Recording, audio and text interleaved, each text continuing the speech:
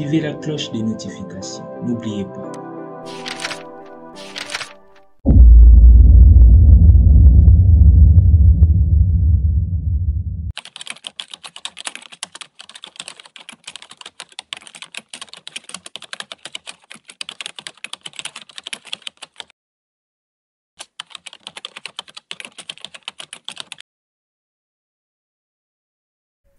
Salut à tous, nous continuons toujours avec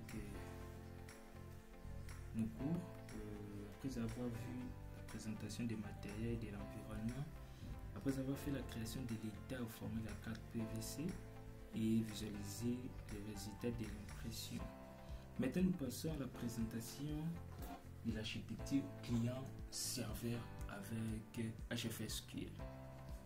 Et nous pouvons bel et bien voir que notre logiciel est encore en HFSQL, donc d'une manière directe, poste à poste ou peer-to-peer. Nous devons quitter de ça pour aller maintenant d'une manière client et serveur. Nous allons quitter d'ici pour travailler d'une manière de l'architecture client-serveur. Nous lançons les centres de contrôle. Ça, c'est les centres de contrôle qui nous permettent de se connecter à notre serveur HFSQL. Mais avant de se connecter ici, nous devons être rassurés que nous avons bel et bien installé des serveurs. En dehors du centre de contrôle, vous devez installer les serveurs de HFSQL. Après avoir installé les serveurs, vous allez configurer avec quelques informations. Ensuite, après avoir installé, faire toutes sortes de configurations. C'est alors maintenant vous allez venir au centre de contrôle pour vous connecter à votre serveur. Moi, mon serveur se nomme localhost port 9000 et il a un mot de passe. Je mets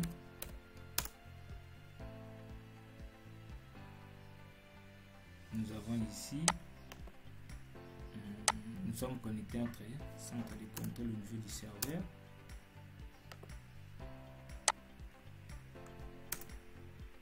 Pour essayer de faire juste une démo, nous allons venir ici importer HFSQL classique.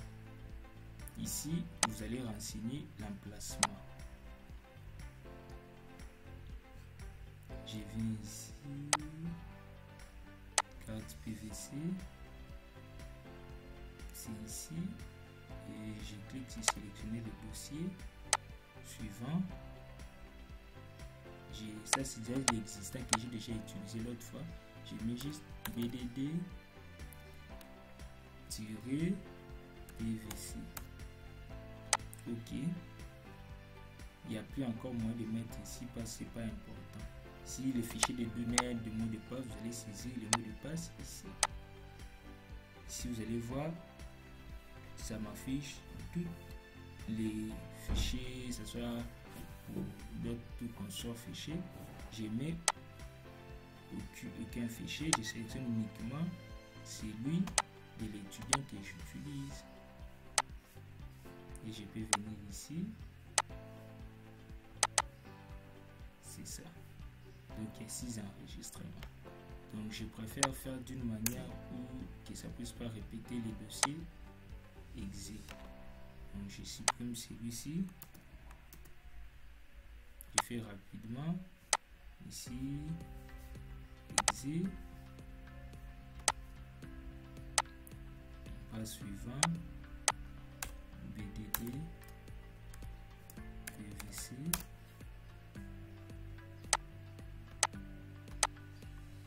Terminé.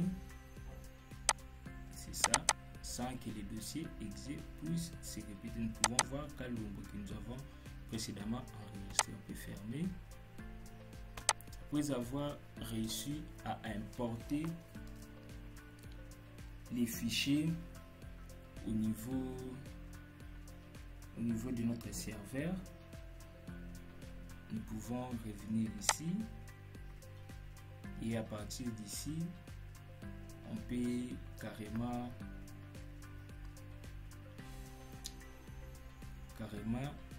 faire d'autres choses.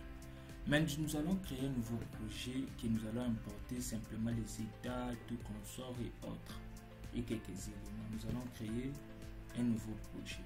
Sans vous prendre assez du temps, j'ai des machines à côté, vous le savez très bien, et d'autres machines aussi. J'ai fait pareil qu'ici, j'ai importé la base de données et j'ai importé les données.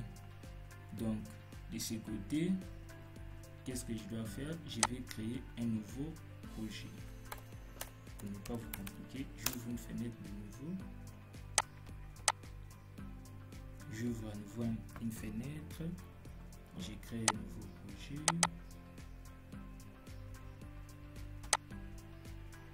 J'ai créé un projet. Je peux donner PVC-PVC.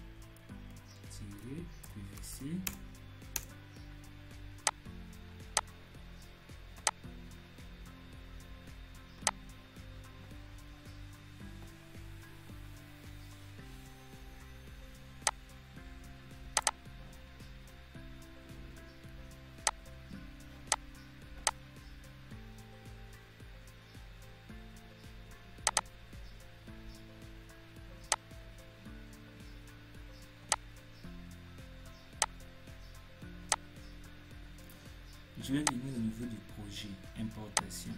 Désolé pour faire cette méthode, mais j'avais déjà créé quelque part une fenêtre déjà. Et je vais vous expliquer. Je vais venir dans mon projet carte master.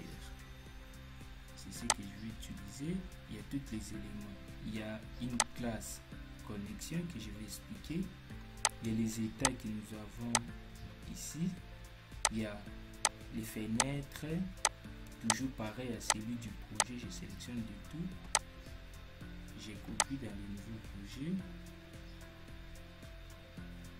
Et je peux enregistrer. Nous avons toujours la même fenêtre. Si nous venons au côté de l'analyse, nous pouvons mettre ici.